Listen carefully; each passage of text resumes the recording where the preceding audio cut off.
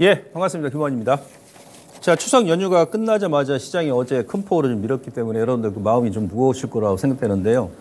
예, 일단 이럴 때일수록, 우리가 작년 9월달, 10월달도 종합지수가 2130까지 밀었을 때가, 실질적으로 그때 큰 기회였었고요. 예상보다 조금 더 미루는 저는 한 2450 정도까지는 예상했었는데, 어제 한 방에 그 위치까지 원위치해버렸습니다. 그래서 이럴 때는 물론 실망감도 크시고, 마음도 좀 안 좋으실 거라 생각됩니다만은, 어차피 주식하는 사람들은 이런 가정을 다 겪고 넘어가야 되기 때문에, 그렇게 이제 고민할 시간에 어떻게 하면 우리는 계좌를 빨리 이제 복구를 하고, 그 다음에 지금 현재 위치가 단기적으로는 좀 위기입니다만은, 전 개인적으로는 이번 다음 주 지나가면 이제 기회가 되지 않겠나, 이렇게 좀 생각하고 있기 때문에, 우선은 전체적으로, 시장이 빠졌다해가지고 낙심할 게 아니고, 과연 현재 위치가 어떤 위치인지, 지금 자리가. 그래서 그것을 차트로만 지금 보는 게 아니고, 차트는 일단 좀 붕괴가 됐기 때문에요. 중요 지표라든지 데이터를 일단 보고, 지금이라도 손절을 해야 될지, 아니면, 현금 여력이 있으신 분들은 추가 매수를 해야 될지, 기회를 삼아서, 그런 부분을 일단 점검해야 되고, 두 번째는 기술적으로도 그렇습니다만은 그런 여러 가지 밸류에이션이라든지 앞서 말씀드렸듯이 미국이라든지 우리 국내 경제 중요 데이터를 보고, 현재 주가가 2400이 어느 구간인지, 이게 저평가인지 아직도 고평가인지 이런 부분을 체크를 해야 되고, 아울러서 이제 기업별 우리가 보유하고 있는, 내가 보유하고 있는 종목이 이렇게 낙폭이 단기간에 심했을 때 과연 외국인이라든지 기관이라든지 그 메이저들이 매도를 했는지, 아니면 이런 구간에서 오히려 추가 매수를 했다든지, 이런 거 수급 점검하시는 겁니다. 그래서 수급이 변화가 없다 그러면 메이저들이 일단 끈을 안 놓고 있는 종목군들은 조금 시간이 지나고 나면 다시 원위치를 합니다. 그래서 이런 부분을 체크하시고요. 그리고 이제 기업별 스토리 있죠. 하반기에 내가 지금 보유하는 기업이 어떤 재료가 있고, 그리고 이제 3분기는 이미 이제 주가에 지금 반영됐기 때문에 3분기 다음 주부터는 삼성전자 실적 발표가 있습니다만은 미국도 마찬가지고요. 실적이 하반기, 상반기 대비 더 좋아진다든지, 이런 기업들은 오히려 지금 한번 밀었을 때 신규 저점 추가 매수 관점에서 좀 기회가 되겠죠. 이런 부분을 일단 체크를 하셔야 됩니다. 오늘 제가 이제 강의할 내용은 이제 4분기 접어들었고요. 그다음 10월장 출발을 했기 때문에 전체적으로 시장 흐름을 앞서 말씀드렸듯이 그 중요 데이터를 통해서 제가 여러분들께 좀 보고를 드릴 테니까, 일단 참고를 하시고요. 지금 시장의 이제 핵심은 그거죠. 우리가 연휴 전부터 미국의 10년물 국채금리가 이제 국채금리 쇼크가 지금 첫 번째로 작용하고 있고, 아울러서 이제 국제유가도 95달러까지 유입했지 않습니까? 그 다음에 달러 강세, 어제 이제 좀 주춤하고 좀 밀렸습니다만은, 이 세 가지가 이제 복병이었는데, 유가는 이제 개인적으로 저는 이제 고점이 나왔다라고 봅니다. 제가 공개 방송에서도 여러분들께 저항 맥점 자리 말씀드렸었고, 어제도요. 그 다음에 달러 같은 경우도 아마 이번 주, 늦으면 다음 주 정도 고점이 나오지 않겠나, 그렇게 보여지고요. 국채금리 같은 경우는 지금 그 매물 장기적으로 공백존에 지금 위치해 있기 때문에 다음 주까지는 조금 더 좀 변동성이 있을 수 있습니다만은, 중장기 추세적으로 봤을 때는 국채금리도 얼추 지금 정점을 지금 벗어나고 있는 것 같아요. 그래서 다음 주 만기, 작년에도 그랬습니다. 작년에도 옵션 만기 지나서 이제 급반등이 나왔는데, 올해도 그러한 패턴이 지금 나오지 않겠나, 이렇게 지금 생각이 됩니다. 그리고 다음 주 11일 날이죠. 그 삼성전자 실적 발표가 있어요. 그리고 그 다음 날 12일이 이제 옵션 만기지 않습니까? 그래서 다음 주 이제 수요일하고 목요일 날이 중요한 그런 구간이다, 이렇게 보시면 되고.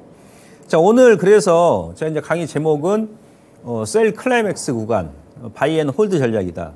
제가 이제 추석 전에 여러분들께 이제 시장 밀었을 때 기업 문제 없다 그러면 일단 홀딩하고 넘기시라고 말씀드렸는데요. 예상보다 조금 더 밀었는데 어제 한 번에, 제가 왜 이제 홀딩을 하시라고 했는지, 또 해야 되는지 지금 구간에서 거기에 대해 설명을 드리도록 하겠습니다. 자, 먼저 이제 9월 달에 글로벌 그 주요 국가 증시 그 등락률 비교 차트를 보시면, 코스닥이 9.4% 거의 뭐 10% 가까이 급락이 나왔습니다. 그러니까 OECD 국가 중에서 가장 많이 밀었고요. 거래소 같은 경우는 한 3.6 정도, 3.6% 일단 밀었고, 나스닥이 5.8% 밀었습니다. 다우도 3.5%. 그러니까 다우 지수하고 우리 이제 그 코스피하고 비슷하고요.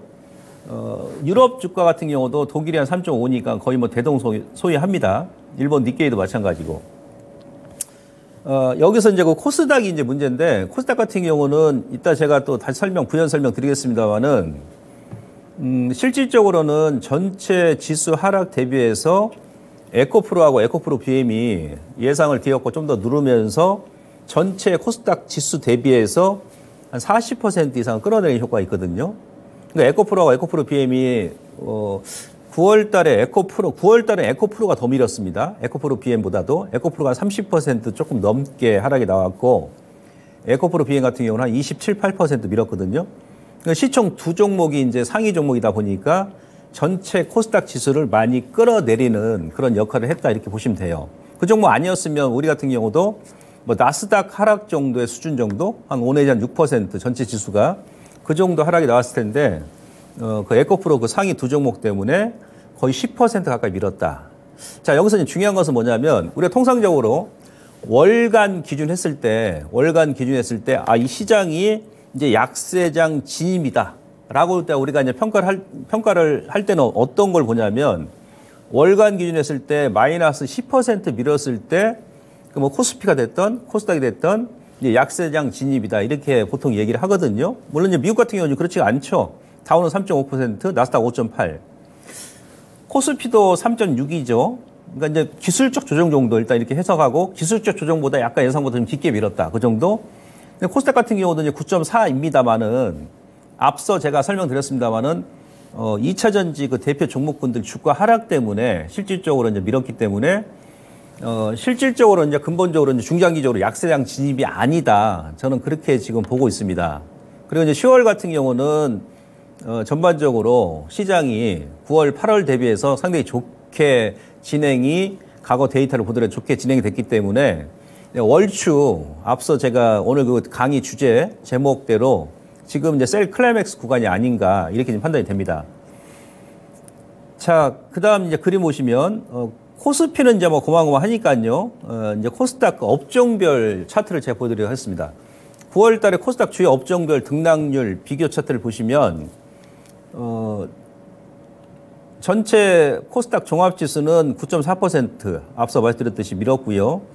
대형주가 이제 11.26인데 이건 이제 에코프로와 에코프로 BM이죠. 여기 이제 빨간색 그래프 보시면, 코스닥에서 금융업종이 가장 많이 밀었습니다. 거의 뭐 폭락 수준이죠. 24.16%. 그리고 이제 일반 전기전자 업종이 18.76% 밀었어요. 제가 이제 그전에도 이제 설명을 드렸습니다만은, 금융업종에는, 에코프로가 지금 들어가 있죠. 그러니까 코스닥의 금융업종에 에코프로가 지금 편입이 되어 있어요. 그러니까 에코프로가 전체 금융업종을 좌지우지하는 것이죠. 그래서, 에코프로 주가가 9월 달에 30% 좀 넘게 밀었기 때문에 전체 금융업종 주가 하락을 주도를 했고요. 일반 전기전자 업종에는 에코프로 BM하고 LNF가 지금 편입되어 있습니다. LNF가. 그래서 뭐 LNF 같은 경우 오늘 좀 반등이 나옵니다만은 어제까지 또 다시 한번 저점 깼고, 에코프로 BM 같은 경우도 오늘 반등 미미한 가운데서 어제 다시 한번 또 저점을 깼지 않습니까? 그래서 이제 그 에코프로 BM, 그다음에 에코프로 앞서 말씀드렸듯이 이 두 종목이 전체 지수를 끌어내는 효과를 받고요. 제약업종 같은 경우는 뭐 그 전에 이제 8월 달에 좀 급반등이 나왔었기 때문에 전체 지수가 이제 미국 시장 밀고 하니까 뭐 안 밀릴 수는 없죠. 그죠? 그리고, 미국의 10년물 국채 수익률이 예상을 뒤엎고 4.8까지 튀어오르다 보니까 뚫어버리니까, 제약업종 같은 경우도 실질적으로는 이제 금리가 올라가게 되면 그 피해주가 되지 않습니까? 대표적으로. 근데 그럼에도 불구하고, 4.17 정도다 그러면 8월 달, 7월 달 오른 거 비하면은, 뭐 기술적 조정 정도? 그렇게 이제 평가할 수 있겠고요. 근데 반도체 같은 경우는 마이너스 한 6.7%.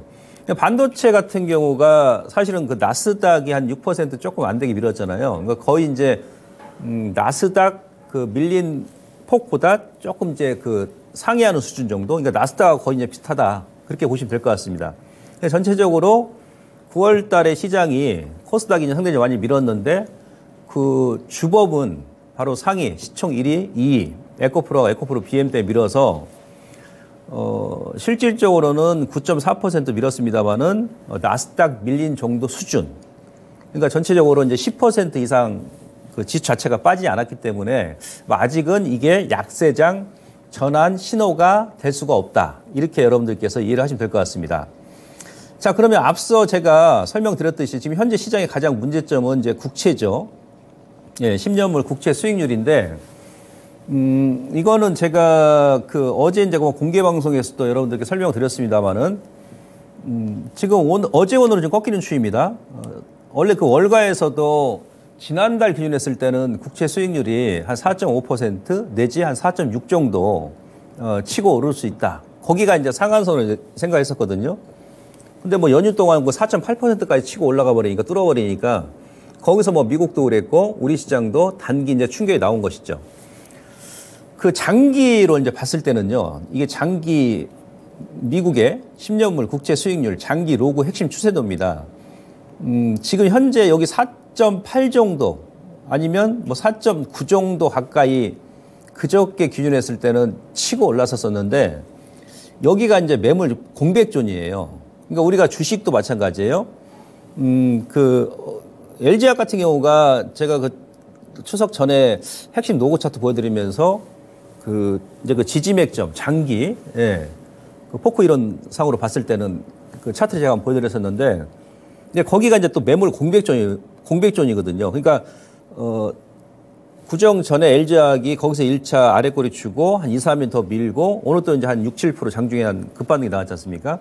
그러니까 위쪽이든 아래쪽이든 매물 공백존에 진입을 하게 되면 일시적인 그 유동성 효과, 그러니까 뭐 손절하신 분도 계실 것이고 뭐 추가 매수하신 분도 뭐 계실 거 아니겠어요?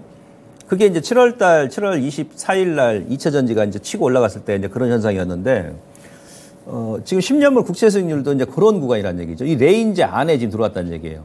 이게 1990년도부터 이런 식으로 진행이 되었습니다. 그러니까 95년도에 여기서 고점 찍고 나서 미국의 10년물 국채 수익률은 이 하단 지지맥점 오게 되면 거기서 반등이 나오고 뭐 상단 레인지까지 들어가게 되면 거기다 다시 한번 되밀리고 이런 식으로 거의 한 30년 가까이, 한 25년인가요? 예, 그렇게 진행이 되어 왔어요. 그러다가 이제 코로나 때 여기서 저점 주고 나서 25년 동안 이어져 왔던 이 추세 저항선을 일단 여기서 돌파를 하다 보니까, 그러면 그 다음에 이제 이렇게 트렌드가 만들어지겠죠. 요때 25년 동안 이어져 왔던 트렌드에 이제 그 내에서 움직이듯이. 그 이번에 이제 이 라인까지, 그러니까 이 레인지 상단 라인까지 올라와 버린 겁니다. 예. 여기서 조금 더 치고 갈 수 있어요. 왜? 매물 공백존이기 때문에. 근데 1차적으로 이제 95년도부터 코로나 터지기 전까지도 이 트렌드 안에서 이렇게 움직였기 때문에, 근데 기술적으로 제가 봤을 때는 이 두 번째 지금 트렌드가 이렇게 만들어졌는데요. 이번 주 아니면 다음 주 정도에 10년물 국채 수익률도 전 개인적으로 완전히 뭐 대밀리 급락 나오고 막 그러지 않습니다만은 어느 정도 고점이 좀 오지 않겠느냐. 예, 그런 관점이에요. 그리고 설령 여기서 치고 한다 하더라도 이미 주가도 미국도 마찬가지고 우리 시장도 단기간에 좀 빠질 만큼 빠졌기 때문에 이제는 시장에서 좀 면역력이 생기면서 국채 수익률이 추가 반등이 나온다 할지라도 뭔가 좀 하방 경직성을 시장이 좀 확보해 나가지 않겠나, 이렇게 지금 판단을 하고 있습니다. 다음 그림 보시면, 자, 반대로 이제 국채 가격은 수익률 올라가니까 급락이 나오겠죠. 예, 두 종목 다 지금 반대적으로 데칼코마니입니다. 국채 가격 같은 경우도 2000년도 초반부터 코로나 발생할 때 이제 2020, 21년 동안 이 트렌드 안에서 이렇게 움직였어요. 여기서 바닥 찍고 쌍바닥 찍고 급반등 나오고 여기서 돌파를 했다가 바로 또 되밀리고 여기서 되밀리고, 그렇죠? 그러면서 이제 코로나 터지면서 이 지지맥점을 이탈하다 보니까 아까 국채 수익률하고 반대로 급락이 나왔던 것이죠. 이게 급락이 나오다 보니까 올 3월 달에 뭐가 터져 버립니까? 실리콘밸리 뱅크가 파산하고, 그다음에 지역은행에서 자산 규모가 가장 컸던 퍼스트 리퍼블릭이 그 매각이 됐죠. 그죠? 채권이 가장 안전한 그 투자처인데 미국의 그 지역은행, 특히 그 실리콘밸리뱅크 같은 경우는 투자 자산의 거의 70%를 채권에 투자했거든요. 가장 안전한 자산인데, 투자 자산인데. 근데 워낙에 이제 연준에서 금리를 빨리 인상시켜버리니까 국채 금리는 급등 나오고 반대로 국채 가격이 급락이 나오면서 채권 투자 평가 손실이 발생했잖아요. 그러다가 이제 3월 달에 이제 유상증자 털어내야 되는데 유상증자를 했는데 뭐 투자들 입장에서 유상증자 참 하겠습니까? 자금이 이동성이 부족하니까 결국 이제 파산한 거예요. 그 실리콘밸리 뱅크가 파산하고 나서 그 다음에 이제 국채 가격이 급등이 나왔었어요. 급등이. 다시 한번 이제 국채 수익률이 지난 8월 달 고점 돌파하다 보니까 저점을 깨버리고 지금 반대로 이 레인지 안에 들어와 있는 거예요, 지금 현재. 여기가 지금 이번 주 아니면 다음 주가 중장기적으로 아주 중요한 그런 저항과 지지 맥점이 되는 그런 구간이라는 얘기죠. 지금 미국 같은 경우도 왜 주가가 좀, 그러니까 러시아 리츠 뉴스가 좀 많이 미는데 그런 거예요. 그러니까 9월 달 기준에 했을 때 그 투자자들이 지금 어떤 인식을 하냐면 3월 달에 그 지역은행 문제가 불거졌잖아요. 근데 9월 기준에 했을 때 미국 은행들의 미실현 채권 금액이 한 5,800억 달러 정도 지금 남아있다고 합니다. 근데 다시 지금 국제 가격이 8월 저점, 아니 3월 달 지역은행 문제가 불거졌을 때 저점을 깨다 보니까 다시 한번 지금 또 뱅크런 우려를 하고 있고 이것도 채권 손실도 확대되는 거 아니야? 이런 우려감이 작용하면서 시장이 지금 되밀리는 거거든요. 근데 그 올 6월 달에 연준에서 그러니까 3월 달에 지역은행 불거지고 나서 은행들 23개 대형 은행들 스트레스 테스트를 했거든요. 근데 그게 다 통과했죠. 그 기업들. 뭐 JP 모간, 뭐 골드만삭스, 예? 그리고 뭐 상업은행, 뭐 뱅크 오브 아메리카, 대형은행 다 23개가 통과를 했어요. 오히려 이제 그 통과한 기업들은 올 연말에 배당을 더 늘려주겠다. 그렇게 얘기했고 그 기준이 뭐였냐면 스트레스 테스트 기준이 뭐였냐면 소위 얘기하면 금융위기 수준. 그러니까 주가는 고점에서 45% 하락이 나왔을 때 45% 그리고 상업용 부동산은 40% 뭐 40% 폭락이죠. 폭락이 나왔을 때. 그리고 일반 주택 같은 경우는 정확히 38% 폭락이 나왔을 때 미국의 대형 은행들이 견딜 수 있는지 그 기준 가지고 6월 달에 스트레스 테스트 했는데 다 통과를 했습니다. 그리고 이제 3월 달에 그냥 경험했습니다만은 지역은행 문제가 불거졌을 때도 그 자산 규모였을 때는 이제 퍼스트 리퍼블릭하고 이게 2,500억 달러고요. 그다음에 실리콘밸리 뱅크가 2,300억 달러거든요. 이 두 개 기업이 가장 큰 자산 규모를 보유했던 두 개 지역은행이었어요. 걔네들은 이미 이제 없어졌잖아요.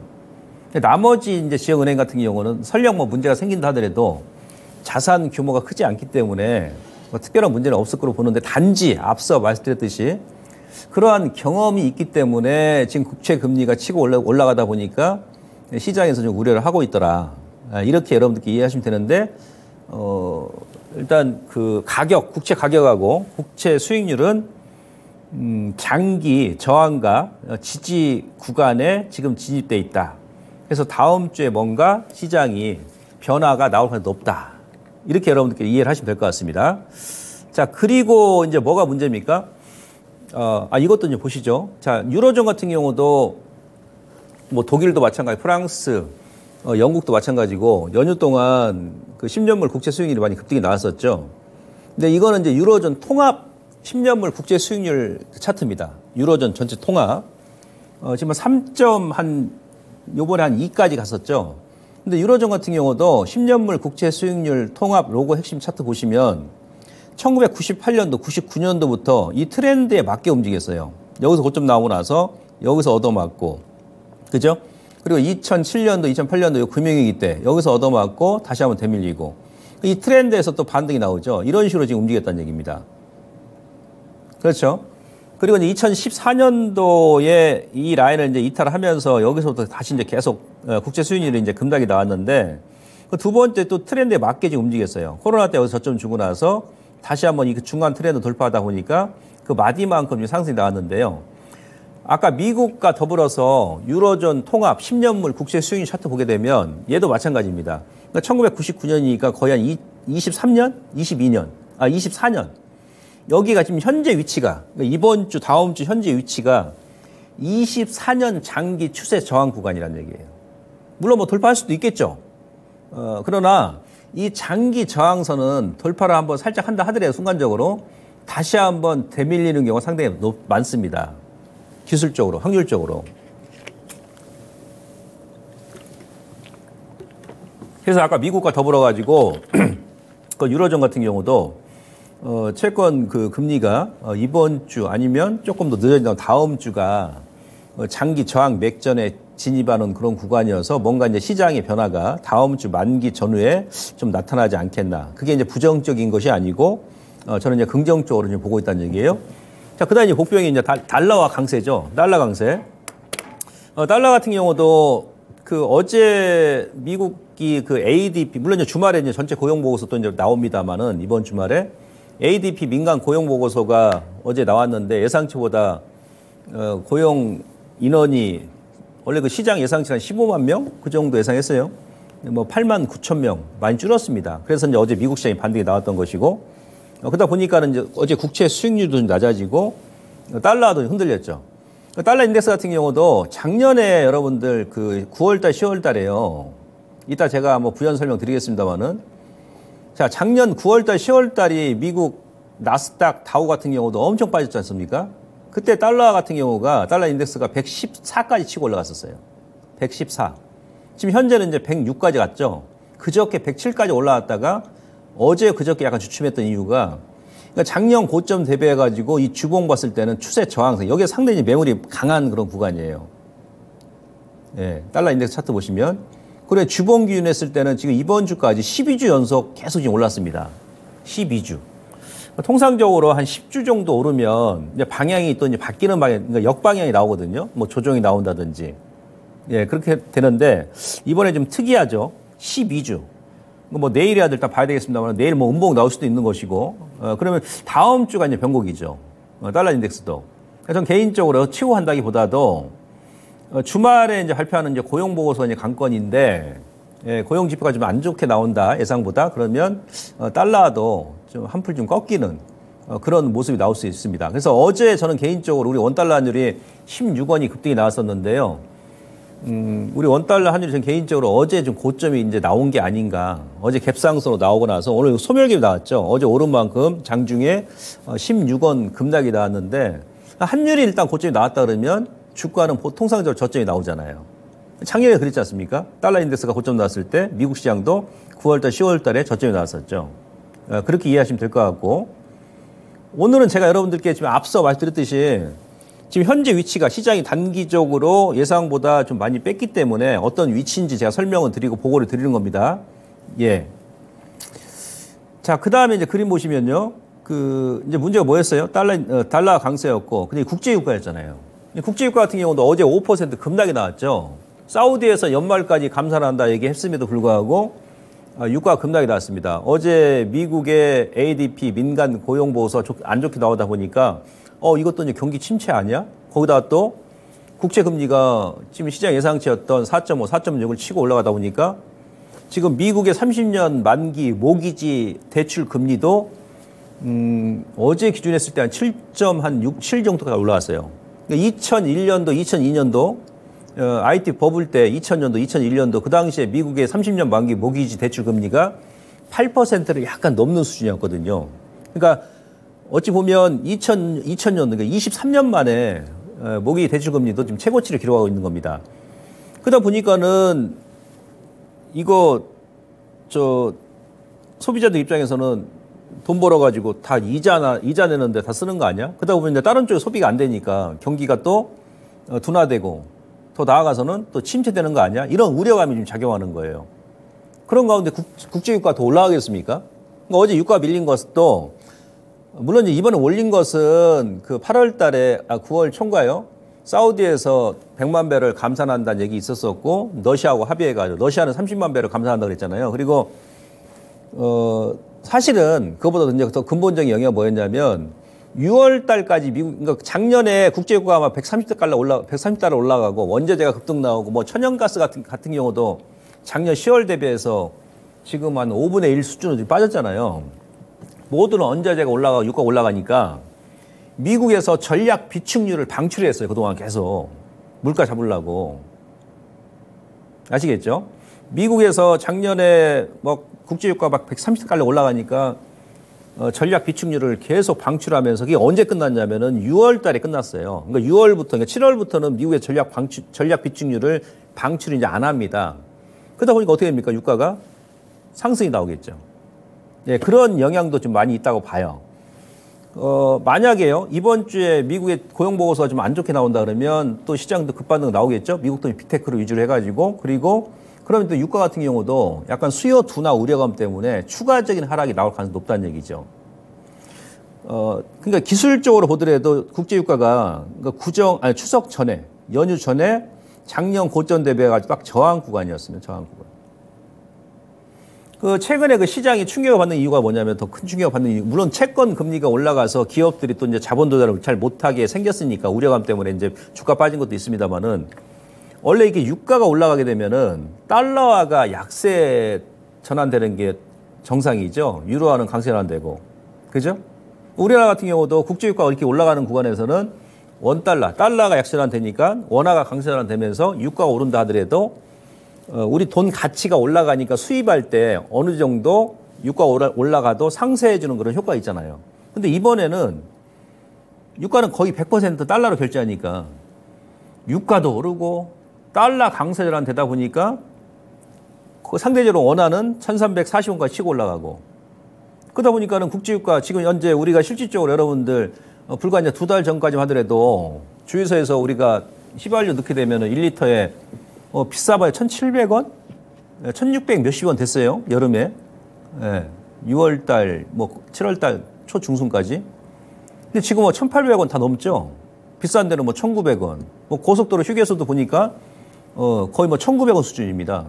그래서 지금 시장도 영향을 받는 것이고 단기 충격을 받는 것이고 기업들도 마찬가지예요. 채권 금리 올라가니까 자본 조달하기 힘들지, 돈 빌리기 힘들죠. 거기다 또 유가 올라가고 원화 약세되다 보니까 네, 기업들 입장에서는 또 비용이 또 그만큼 증가할 거 아니겠어요. 근데 이렇게 이제 3대 복병이 지금 그림 보셔서 아시겠습니다만은 장기 저항 구간에 지금 와 있다는 얘기예요. 그래서 아마 다음 주 11일 날 삼성전자 실적 발표하고 그 다음 날 옵션 만기 끝나고 나면 아마 시장이 지금보다는 좀 많이 안정된 그런 흐름을 보여줄 가능성이 높다. 이렇게 말씀드리면서 다음 그림 보시면요. 현재 위치를 보는 겁니다. 지금 우리가 여기서 지금 손절을 해야 되느냐, 주식을 보유하신 분들. 절대 그런 위치가 아니라는 얘기입니다. 어느 위치인지 보시고 여러분들께서 판단하시라는 얘기예요. 자, 다우 글로벌 지수죠. 다우 글로벌. 그러니까 전 세계 지수 같은 경우도 작년에 환율 급등 나오고 유가 막 130달러까지 올라가고 막 했을 때 여기서 이제 급락이 나오고 나서 여기 저점이 나왔잖아요. 그죠? 예, 이건 이제 2022년도구나.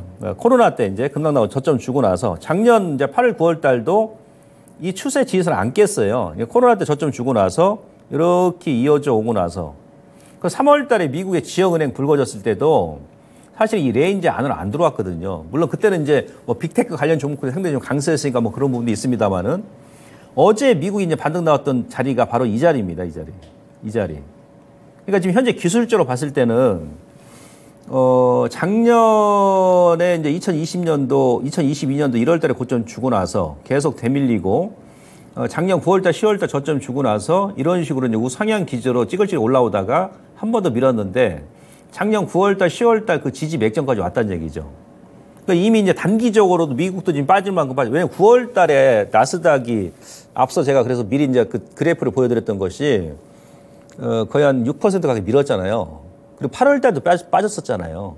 물론 이제 8월 말까지 반등이 나왔었습니다만은 2달 연속 이제 빠졌다는 얘기거든요. 그러면 이 정도면 미국 시장도 어느 정도 단기간에 좀 하락을 할 만큼 했다. 그렇게 볼 수 있는 것이죠. 그래서 일단은 지금 이 다우 글로벌 지수도 최종적인 이번 주에 그 지지 맥점까지 왔다. 이렇게 보시면 될 것 같고 두 번째는 자, 이건 심리 지표입니다. 뉴욕 증시 공포와 탐욕 지수인데 어제 이제 반등이 나오니까 제가 보니까 18까지 올라섰어요.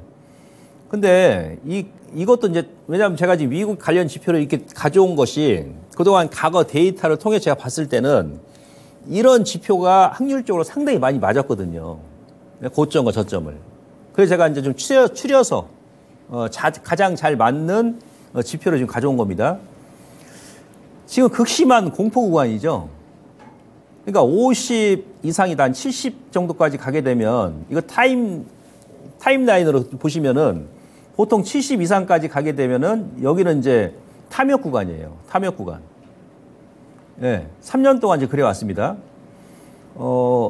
그저께 미국이 되밀었을 때, 그저께 기준으로 했을 때요, 17까지 밀었어요. 이 17이라는 수치는 언제였냐면은 작년 9월달, 10월달에 미국 시장 급락 나왔을 때 있죠.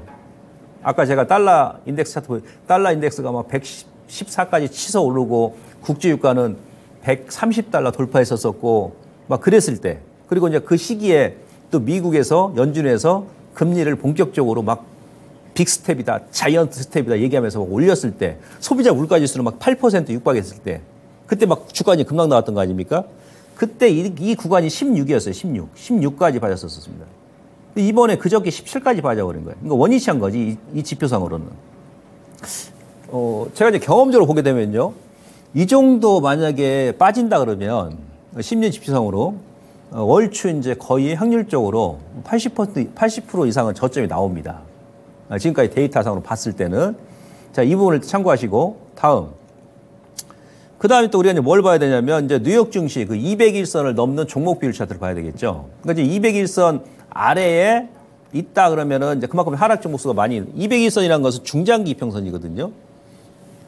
200일선 밑으로 지금 밀었죠, 이번에도. 지금 현재 위치가 이 레인지 안에 들어온 겁니다. 어제 살짝 이제 반등이 나왔습니다만은, 이 지표도 보게 되면은 작년 여기 9월달, 10월달 여기서 아래꼬리 순간적으로 주고 나서 급락 나오고 아래꼬리 주고 반등, 급락 나오고 아래꼬리 주고 반등.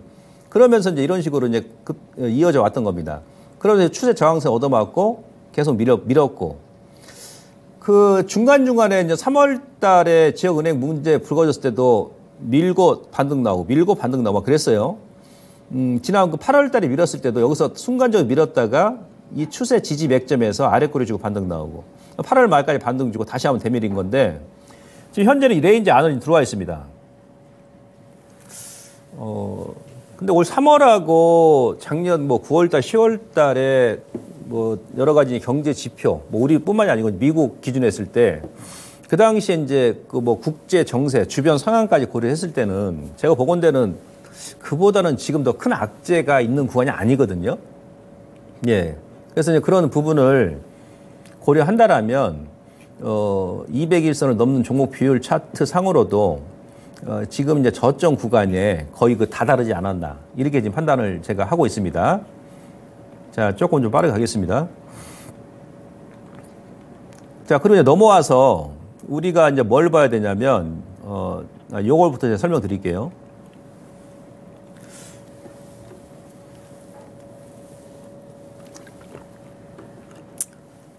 자, 코스피 이게 이제 중기 로그 핵심 추세도입니다. 추세도인데요. 작년 9월달, 10월달, 그러니까 작년에 이때 7월달에 반등을 주고 8월달까지 반등을 주고 나서 이거 작년 겁니다. 작년 위치예요. 9월달, 8월 중순부터 대밀이면서 여기 2,530이죠. 2,130까지. 그러니까 고점 대비해서 다이렉트로 이때는 400포인트를 밀었어요. 지수를. 예, 기억나시죠? 400포인트. 이때 제가 뭐 했습니까? 배워 산다 했죠? 배워 산다. 배워 산다 했습니다. 그래서 이 당시에 여러분들께 제가 손절하지 절대 하지 마시라 그랬어요.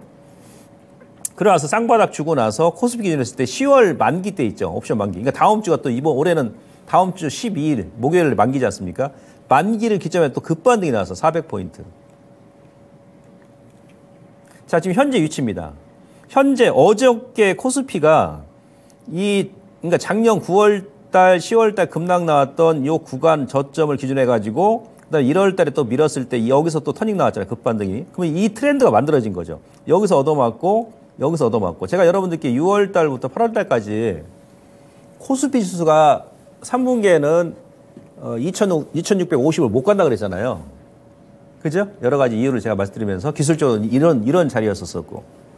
4분기에는 돌파 가능성이 높다. 이제 그런 말 드렸었는데 예상보다 지금 이제 4분기 접어들었는데 4분기 초부터 지금 얻어 맞았어요. 예. 원래 이제 그 초장에 얻어 맞는 게 나중에 또 더 좋습니다. 보통 보면 어제 딱 이 레인지까지 딱 들어온 거예요. 오늘 그래서 살짝 좀 반등 나온 거고.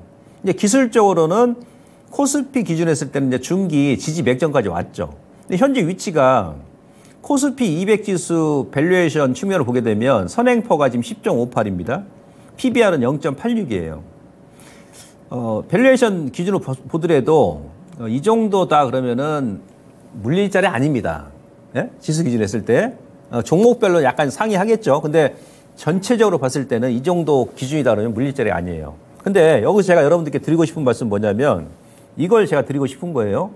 자, 그럼 작년에 코스피가 여기서 400포인트가 다이렉트로 이제 빠져버렸어요.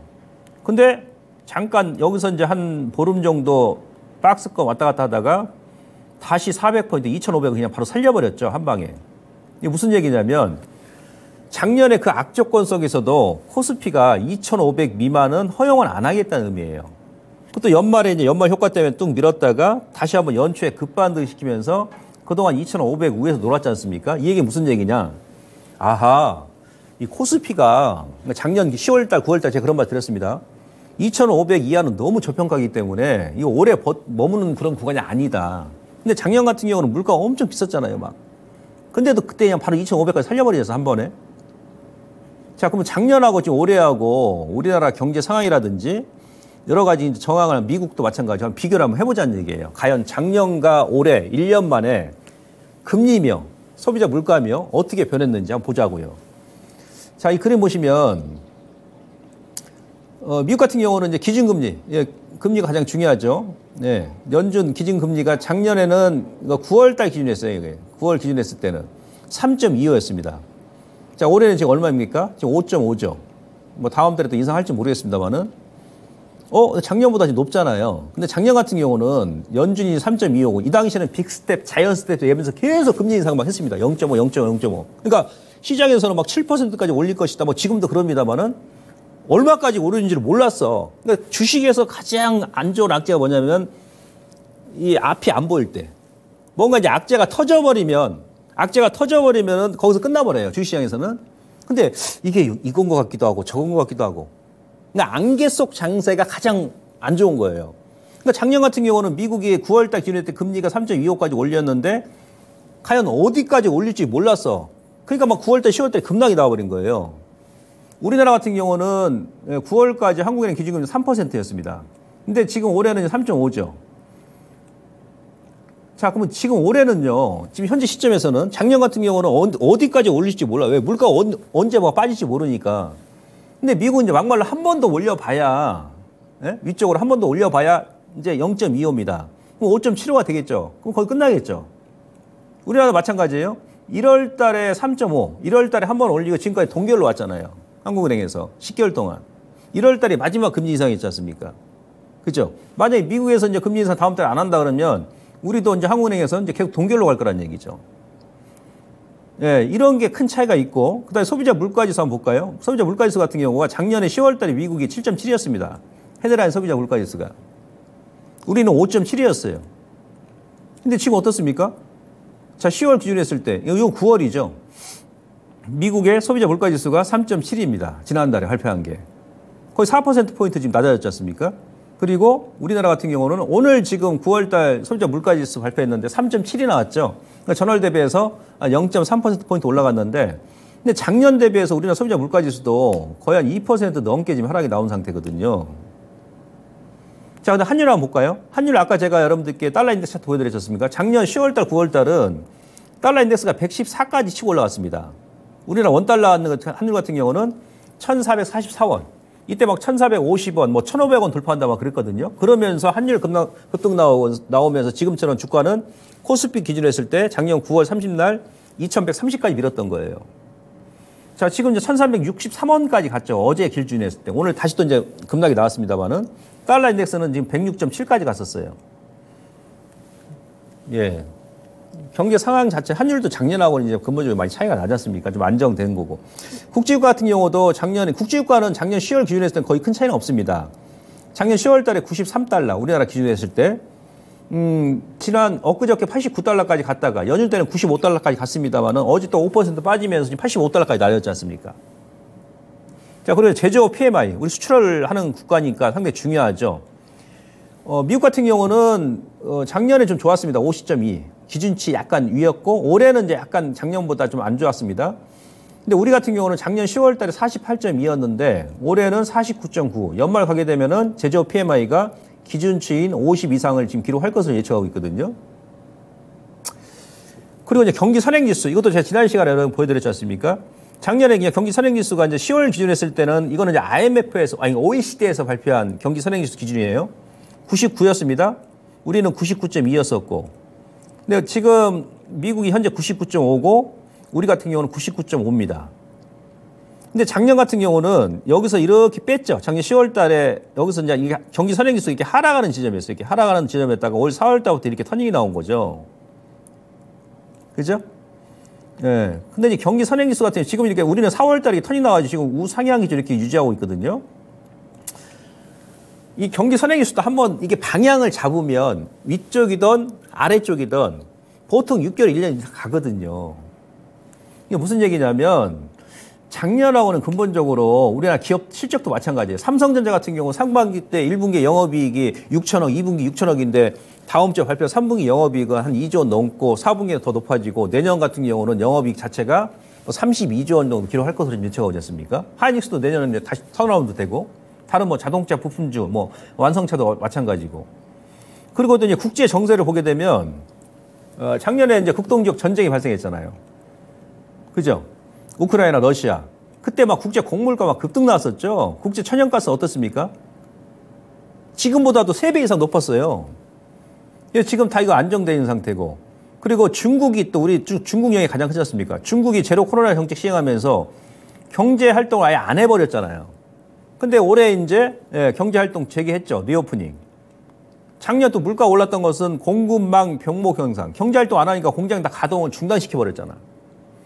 근데 올해부터는 본격적으로 지금 지난 그 6월부터 7월부터 유동성 공급하죠. 중국 정부 증시 안정화 대책 발표하죠. 시진핑이 직접 부동산은 이제 투기가 아니고 투자다 그러면서 부동산 또 부양 대책 발표하죠. 근데 추가적으로 더 할 거 아니겠습니까?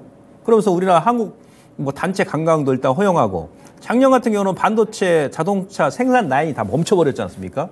중국이 공장 가동 안 하니까. 그러니까 근본적으로 지금 우리나라 경제 체질도 그렇고 기업들 체질도 작년보다는 많이 좋아졌다는 얘기예요. 가장 중요한 게 뭡니까? 수급이죠, 수급. 수급 보십니다. 여기에 또 답이 있는 거예요. 외국인들은 바보입니까? 물론 이제 편식하는 것도 있습니다만은 종목별로. 작년 같은 경우는 거래소에서 외인들, 지금 현재 메이저가 외국인이지 않습니까? 국내 기관들이 지금 주식 매수하나요? 선물 매수합니까? 작년에 거래소에서 7조 1,800억 순매도, 코스닥은 4조 1,500억 순매도했어요. 근데 올해는 어때요? 9월달 기준으로 했을 때 8조 2천억 순매수, 순매도가 8조 2천억 순매수 전환됐고 저는 하반기에 외인들 더 매수할 거라고 보거든요. 코스닥은 작년 대비해서 10분의 1밖에 매도 안 했습니다. 누적으로 봤을 때는.